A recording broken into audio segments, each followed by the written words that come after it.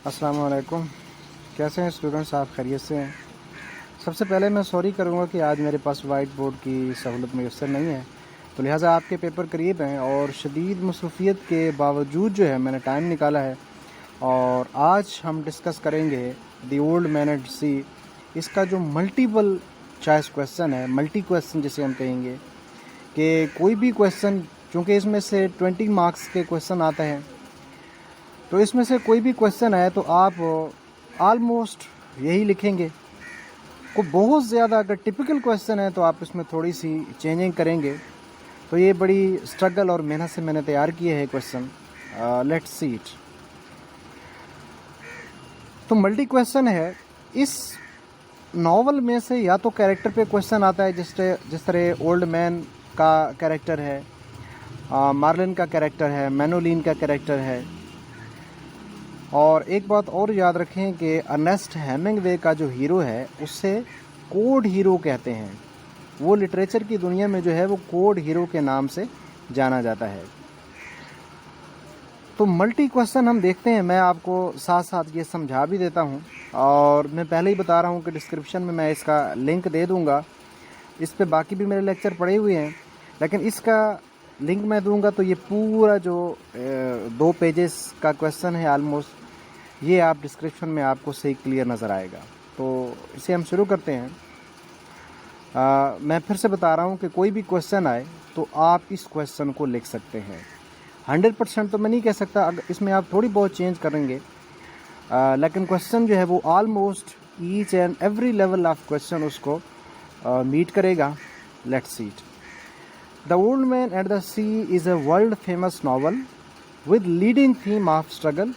देखें, इस नावल का अगर एक वर्ड में इसका थीम पूछा जाए कि एक लफ्ज़ के अंदर ओल्ड मैन एट सी जो है इसका थीम क्या है, एक लफ्ज़ के अंदर, तो वो क्या है? स्ट्रगल है। The old man eight the sea is a world famous novel with leading theme of struggle through the major character of Santiago. Santiago इसमें मेजर कैरेक्टर है जो कि स्ट्राइफ करता है, स्ट्रगल करता है with the major through the major character of Santiago, the code hero of Ernest Hemingway। बिल्कुल question की स्टार्टिंग जनरल होनी चाहिए और रेलिवेंट होनी चाहिए। देखें, नावल के बारे में भी क्वेश्चन आ सकता है, कैरेक्टर मोस्ट प्रोबेबली कैरेक्टर के बारे में आ सकता है, लेकिन अब इसका आगाज़ जो है, इसकी जो स्टार्टिंग है वो हम ऐसे ही करेंगे कोई भी क्वेश्चन आए तो। द प्रोटैगनिस्ट कहते हैं हीरो को। The protagonist fights against marlin from the very beginning to the very end. This line has different multi come global. आगे इसको देखते हैं कि this line has different multi come global textual, contextual and symbolic meanings and themes in its depth. तो ये इसका general सा start है। कोई भी क्वेश्चन आए तो आप उस क्वेश्चन का जो स्टार्ट है, यानी आपने 2 क्वेश्चन अटैम्प्ट करने हैं 10 मार्क्स के, तो आप कोई भी क्वेश्चन है उसका स्टार्ट आप इस तरह जनरल लाइन से कर सकते हैं। ग्रामेटिकली भी सही है और टेक्सचुअली, कॉन्टेक्चुअली हर हवाले से जो है क्रिटिकली एनालिसिस करें। बुक्स में भी, डिफरेंट बुक्स में भी आपको ऐसे ही क्वेश्चन मिलेगा ये, लेकिन हमने क्रिएटिव राइटिंग की है, क्रिएटिव करके इसको लिखा है, तो बड़ा ही अच्छा ये आपका आगाज़ हो जाएगा। आगे देखते हैं। While going through the text of the novel we come across the intentions of the old man in these words.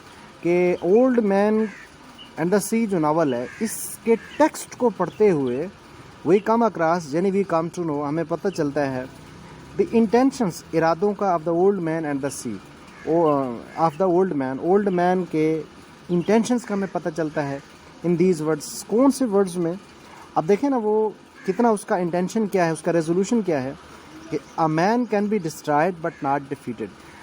इस नावल का सबसे जो फेमस कोटेशन है वो ये है कि a man can be destroyed but not defeated. Separate में भी इससे रेलिवेंट और इसके टेक्सचुअल कोटेशन पे एक मुख्तसर सा क्लिप आपको ज़रूर मैं प्रोवाइड करूँगा, लेकिन फॉर द टाइम बीइंग आप इस कोटेशन को याद रखें कि a man can be destroyed but not defeated.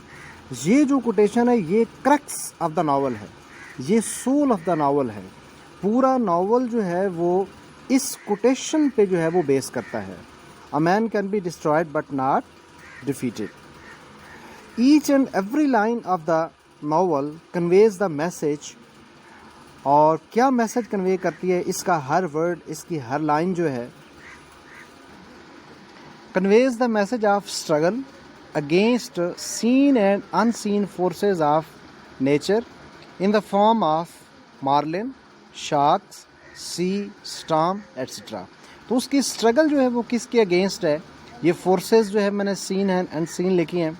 संतियागो says with mainly करेज, वो बड़े मैनली करेज के साथ, जुर्रत के साथ वो क्या कहता है, जब वो मछली के आगे, मार्लिन के आगे कभी भी वो अब डिफीट को एक्सेप्ट नहीं करता। वो क्या कहता है कि every day is a new day, हर दिन जो है वो एक नया दिन होता है।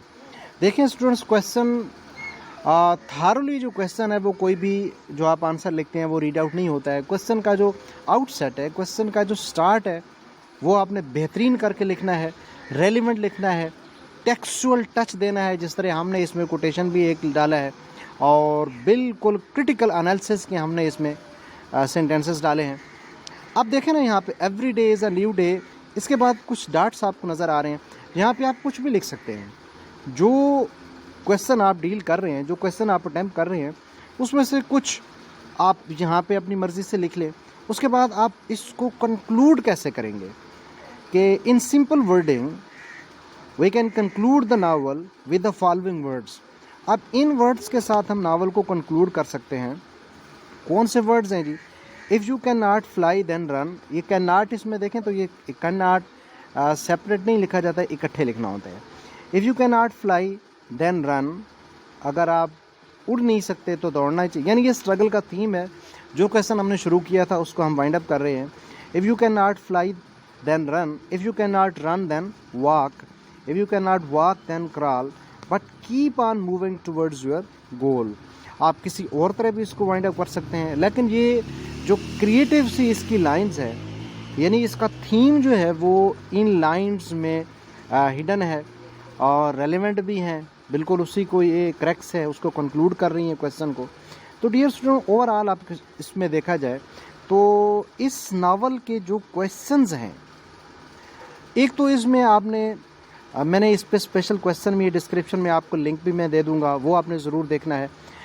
इसमें जो सिंबलिज्म का क्वेश्चन है कि सी किसका सिंबल है, ओल्ड मैन किसका सिंबल है, मैनोलिन किसका सिंबल है, मार्लिन किसका सिंबल है, शार्क किसका सिंबल है, ठीक है, ये सारे सिंबलिज्म का जो क्वेश्चन है आपने ज़रूर इसको देखना है। डिस्क्रिप्शन में लिंक आपको मैं यहाँ पे ज़रूर दूंगा। इसके अलावा इस क्वेश्चन को जो हमने डिस्कस किया है, हमने इसको पार्ट्स में डिवाइड किया, एक पेज पे, फिर वीडियो ब्रेक हुई, फिर दूसरा पेज स्टार्ट हुआ, तो आप डिस्क्रिप्शन में देखेंगे तो आपको ये कंप्लीट जो है ये भी आपको मिल जाएगा। तो देखें, नावल जो है एक शॉर्ट सी स्टोरी है, बहुत सिंपली जो है वो डील हुई है, लेकिन आपने इसमें क्रिटिकल एनालिसिस करना है इसका। जिस तरह मैं पहले जितने भी मैंने क्वेश्चन आपके सामने डिस्प्ले किए, आपको समझाए हैं, किसी भी क्वेश्चन मैंने स्टोरी को डिस्कस नहीं किया, आपने इसमें स्टोरी को डिस्कस नहीं करना है। प्रीवियस पेपर में देखें, स्टोरी किसी भी क्वेश्चन में नहीं पूछी गई है, क्रिटिकल क्वेश्चन पूछा जाता है। आप इसके हिडन मीनिंग्स क्या हैं, इसके सरफेस मीनिंग्स क्या हैं, बाकी भी आप लेक्चर्स देखें। और ये क्वेश्चन आपने इसी तरह, कोई भी क्वेश्चन है आपने उसको इस तरह स्टार्ट करना है, और दरमियान में जिस तरह मैंने कहा आप कुछ भी लिख लें, ताकि आपके क्वेश्चन की जो लेंथ वाइज है वो क्वेश्चन आपका कंप्लीट हो, और इस तरह आप क्वेश्चन को वाइंड अप कर दें।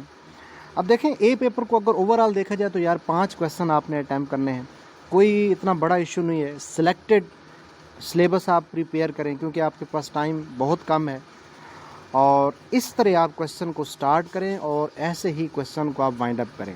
ऐसे ही का मतलब है कि आपका जो स्टार्ट है वो एक तो गलतियों से पाक होना चाहिए।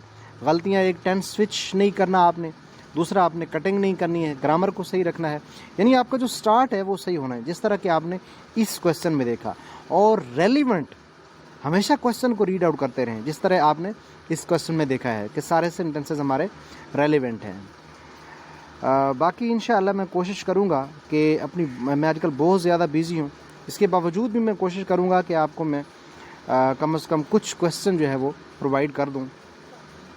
तो इसी के साथ ही मैं इसको वाइंड अप करता हूँ और मिलते हैं हम नेक्स्ट लेक्चर में। अल्लाह हाफिज़, थैंक यू सो मच।